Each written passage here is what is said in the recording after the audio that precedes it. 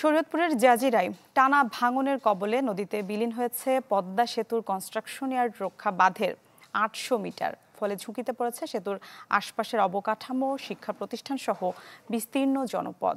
এতে আতঙ্কে দিন কাটছে নদী তীরবর্তী ৬ শতাধিক পরিবারের। Furniture just smarter, JMG furniture. বর্ষার শুরু থেকেই আগ্রাসী রূপে পদ্মা ভাঙছে শরীয়তপুরের জাজিরার নাওডোবা এলাকার বিস্তীর্ণ জনপদ। এরই মধ্যে নদীগর্ভে ঘরবাড়ি, মসজিদ সহ নানা স্থাপনা একটু একটু করে ধসে পড়ছে পদ্মা সেতু প্রকল্প রক্ষায় নির্মিত বাঁধ। সব মিলিয়ে বিলীন হয়েছে ৮০০ মিটার অংশ।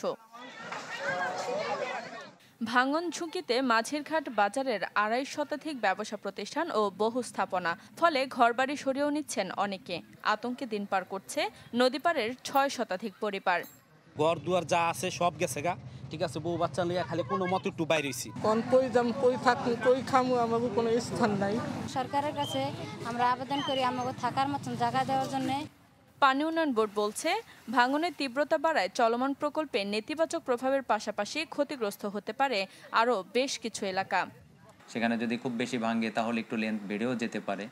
এছাড়া আমার যে ওই প্যাকেজের আগে এবং পরে যে সমস্ত প্যাকেজে আমার ইতিমধ্যে জিও ব্যাগ ডাম্পিং করা হয়েছে, সেই জায়গাটাও একটু হুমকির মধ্যে পড়তে পারে।